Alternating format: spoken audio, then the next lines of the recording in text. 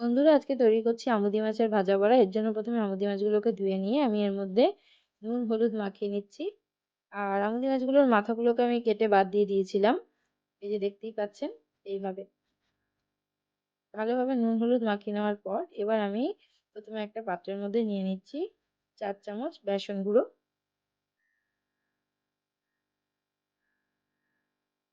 আর একটু নিয়ে নিলাম স্বাদ মতো নুন, একটু হলুদ, আর দিয়ে দেবো সামান্য একটু গরম মশলা গুঁড়ো। এবার এই 3টে ইনগ্রিডিয়েন্টস দেওয়ার পর আমি এটাকে বেসনের সাথে ভালোভাবে মিশিয়ে নিচ্ছি। এবার এর মধ্যে আমি অল্প একটু জল দেব, দিয়ে ব্যাটারটাকে আস্তে আস্তে গুলে তৈরি করে নেব। এদিকে কড়াই আমি গরম বসিয়ে দিয়েছি তেল দিয়ে। কড়াইয়ের তেল গরম হয়ে গেছে, এবার মাছগুলোকে আমি ভালোভাবে ভেজে নিচ্ছি।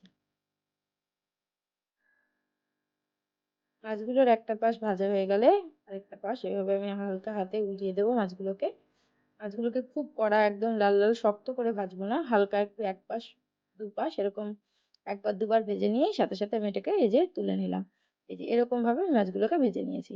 এবার ব্যাটারটার মধ্যে ভাজা মাছগুলোকে আমি চুবিয়ে নিয়ে এই যে গরম তেলে দিয়ে দিলাম। এইভাবে আমি প্রত্যেকটা ভাজা মাছকেই গরম তেলে ব্যাটারে চুবিয়ে চুবিয়ে দিয়ে দিচ্ছি। এই সময় গ্যাসের ফ্লেমটাকে একটু মিডিয়ামে রাখতে হবে। হাই ফ্লেমে রাখলে খুব তাড়াতাড়ি একটা পাশ লাল হয়ে জ্বলে যেতে পারে। তার জন্য এই যে মিডিয়াম ফ্লেমে রেখে দেখুন আমি আস্তে আস্তে এগুলো খুব সহজেই উল্টে যাচ্ছে। এভাবে আমি এগুলোকে লাল লাল করে ভেজে নেব।